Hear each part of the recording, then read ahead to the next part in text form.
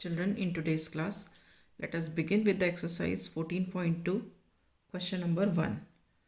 Factorize the following expressions. The first part is a square plus 8a plus 16.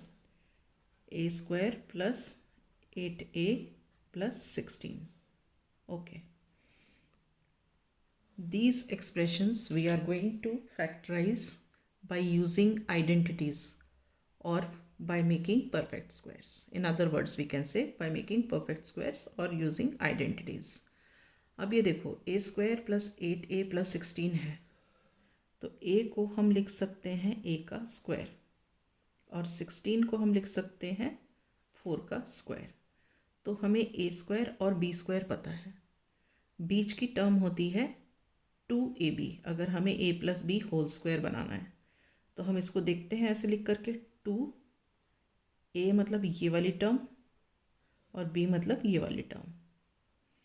तो अब देखो 2 into ए 2a और into 4 8a. 2 into 4 8 और 8 है.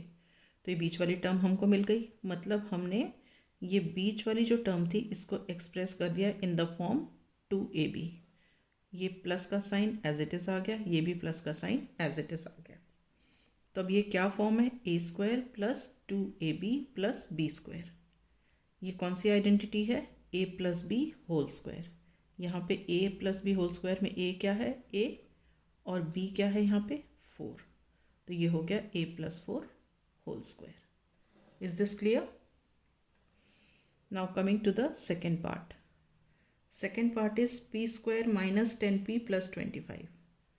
p square minus 10p plus 25. ठीक है.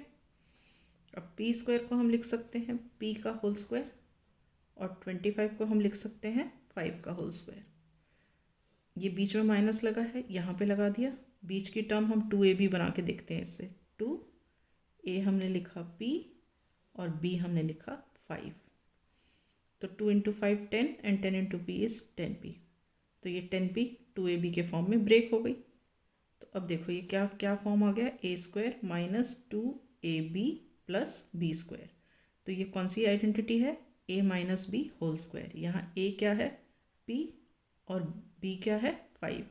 तो p minus 5 whole square. Is this clear? Now coming to the third part. The third part of the question is 25m square plus 30m plus 9. ठीक है.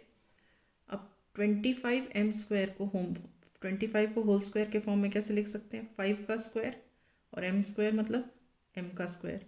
तो हम इसको कंबाइन करके लिख देते हैं 5m का स्क्वायर. तो ये स्क्वायर इसके लिए भी है और इसके लिए भी है. ठीक है. 9 को हम कैसे लिख सकते हैं? 3 का स्क्वायर लिख सकते हैं. ओके. तो अब बीच की टर्म बनाते हैं 2ab. 2 लिखा, a लिखा 5m और b लिखा 3. अब देखो 2 5 ज़ा 10, 10 3 ज़ा 30. 30 आ गया और साथ में m आ गया. ये वाला प्लस का साइन एज इट इज़ आ गया. तो अब ये फॉर्म क्या हो गया?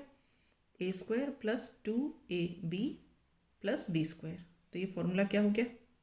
आइडेंटिटी कौन सी हो गई? a plus B whole square, जिसमें a क्या है? 5m और b क्या है? 3. तो ये हो गया 5m plus 3 whole square. Is this clear? Okay. Now coming to the fourth part.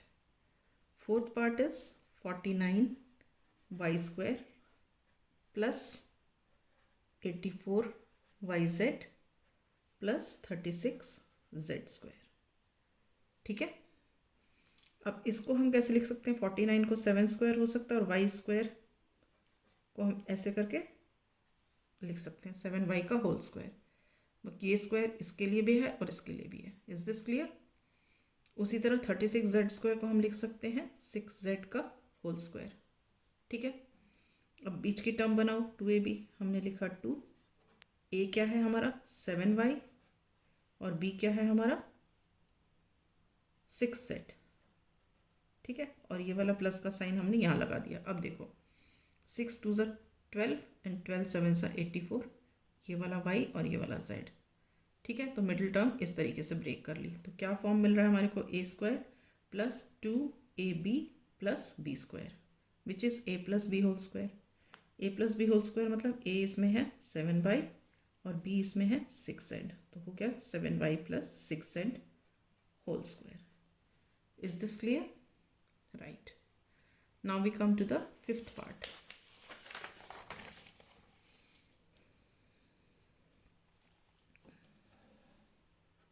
The fifth part of the question. Fifth part of the question is 4x square minus 8x plus 4. अब इसको 4x square को हम लिख सकते हैं 2x का whole square और इस 4 को हम लिख सकते हैं 2 का होल स्क्वायर।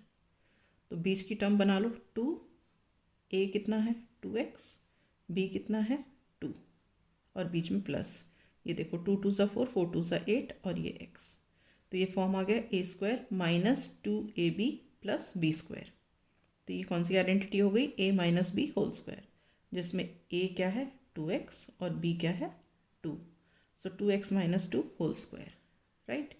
अब हम इसको यहाँ भी छोड़ सकते हैं, लेकिन एक स्टेप आगे भी कर सकते हैं। वो किस तरह कर सकते हैं, देखो ये स्क्वायर तो है, यहाँ 2 है यहाँ भी 2 है, कॉमन आ गया तो 2 बाहर हो गया, अंदर क्या बचा, इधर x इधर माइनस और यहाँ क्या बचा 1, क्योंकि 2 को हम 2 × 1 भी तो लिख सकते हैं, तो यहाँ पे 1 कॉमन बचा।